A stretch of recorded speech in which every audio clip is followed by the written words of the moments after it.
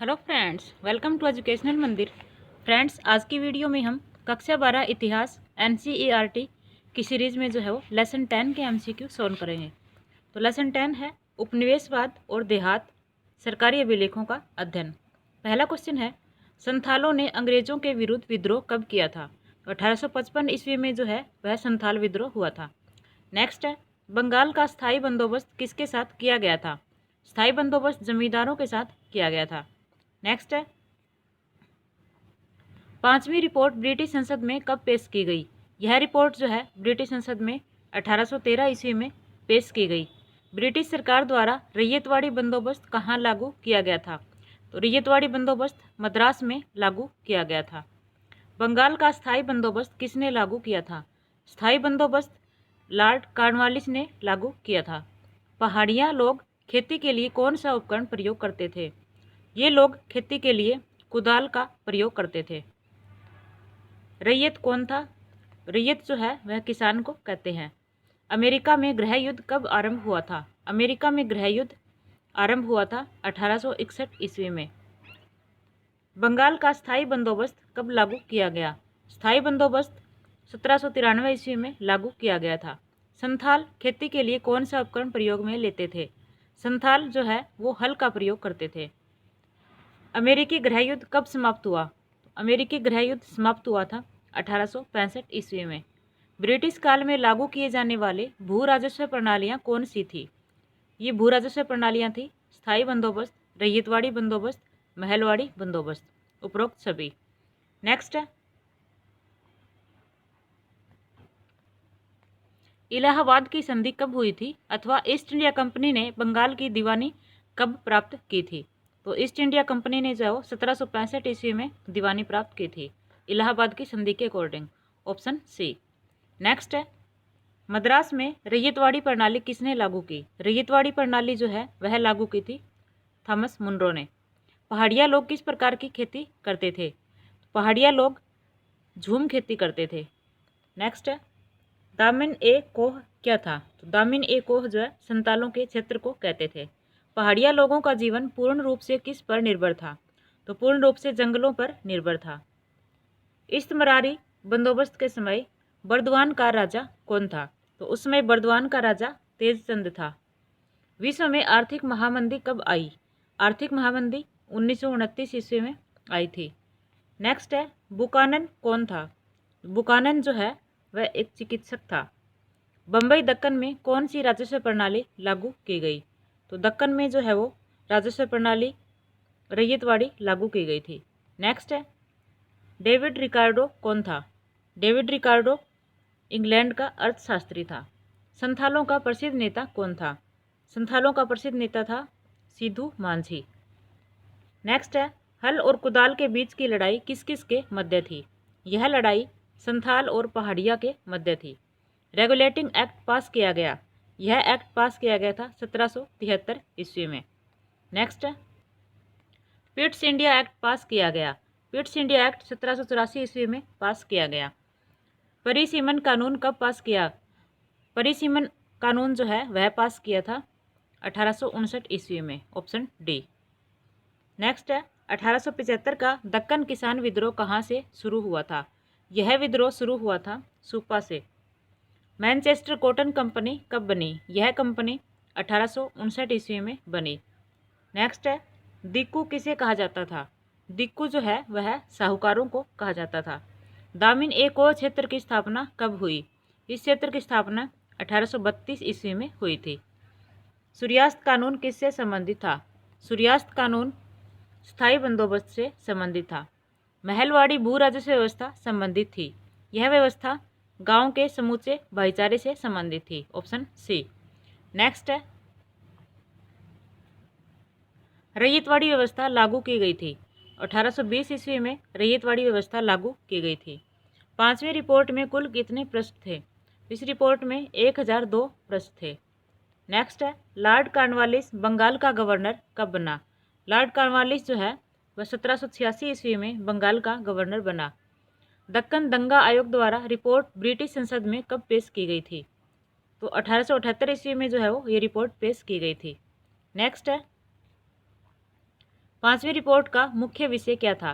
तो इस रिपोर्ट का मुख्य विषय था ईस्ट इंडिया कंपनी का शासन, ऑप्शन ए। नेक्स्ट है, निम्न में से कौन झूम खेती करता था? तो इनमें से झूम खेती करते थे पहाड़िया, ऑप्शन बी। पहाड़िया लोग कहाँ रहते थे? तो पहाड़िया लोग राजमहल की पहाड़ियों के आसपास रहते थे। नेक्स्ट है, 1797 ईस्वी में बर्दवान की नीलामी के समय बर्दवान का राजा कौन था? उस समय बर्दवान का राजा तेजचंद था। स्थायी बंदोबस्त में भू राजस्व की दर कितनी थी? तो स्थायी बंदोबस्त में भू राजस्व की दर थी 10/11, ऑप्शन सी। नेक्स्ट है, चार्टर एक्ट कब पास हुआ था? चार्टर एक्ट पास हुआ था 1813 ईस्वी में। फ्रांसीसी बुकानन ने राजमहल की पहाड़ियों की यात्रा की। यह यात्रा 1810-1811 में की थी। नेक्स्ट है, संथाल राजमहल की पहाड़ियों में कब गए? ये गए थे 1800 ईस्वी में। बुकानन किसका चिकित्सक था?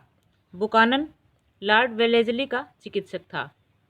नेक्स्ट है, फ्रांसीसी बुकानन भारत कब आया? यह भारत आया 1794 ईस्वी में। फ्रांसीसी बुकानन भारत से वापस कब गए? यह भारत से वापस 1815 ईस्वी में गए।